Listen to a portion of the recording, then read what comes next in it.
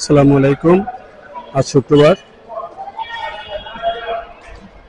আমরা মসজিদে নামাজ পড়ার জন্য এসেছি, কিন্তু মসজিদের সামনে এই চিত্র, এখানে কয়েকজন ভিক্ষুক বসে আছেন, এখানে উপাসীও আছে কয়েকজন, তবে খুব একটা বেশি না, অল্প সংখ্যক ভিক্ষুক আছেন এখানে, হাতে গোনা যাবে, হয়তো 7-8 জন হতে পারে সব মিলিয়ে।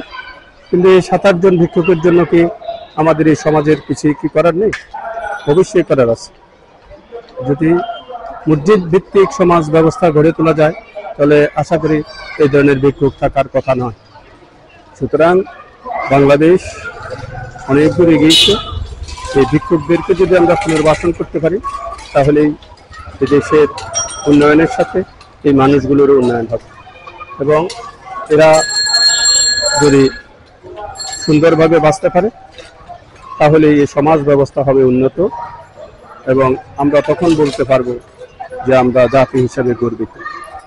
কিন্তু আমরা জাতি হিসাবে গর্বিত এই কথাটি বলার সাথে সাথে এই লোকগুলোর ব্যবস্থা না করা পর্যন্ত আমরা কি সেই কথাটাকে বলতে পারি? বিবেকবান মানুষের কাছে জনকল্যাণ টিভি নিউজের পক্ষ থেকে আমরা আপনাদেরকে এই প্রশ্নটি করছি যে এদেরকে কিভাবে পুনর্বাসন করা যায় এবং এদের কিভাবে এই ভিক্ষাবৃত্তি থেকে ফিরানো যায়, বা এদের কী ধরনের ব্যবস্থা করা যায় বলে আপনারা মনে করেন। আপনাদের মতামতের উপরেই জনকল্যাণ টিভি নিউজ আপনাদের মতামতের আশায় রইল। সবাইকে আন্তরিক প্রীতি, শুভেচ্ছা, অভিনন্দন।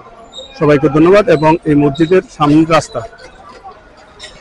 রাস্তা হলো এখান থেকে দেখা যাচ্ছে, এই দিকের রাস্তা, এই হলো রাস্তার অবস্থা।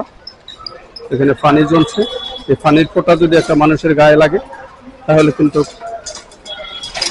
নামাজে সমস্যা হতে পারে। এবং এই পাশের রাস্তা দেখুন, সামনে রেলগেট, এই হলো অবস্থা।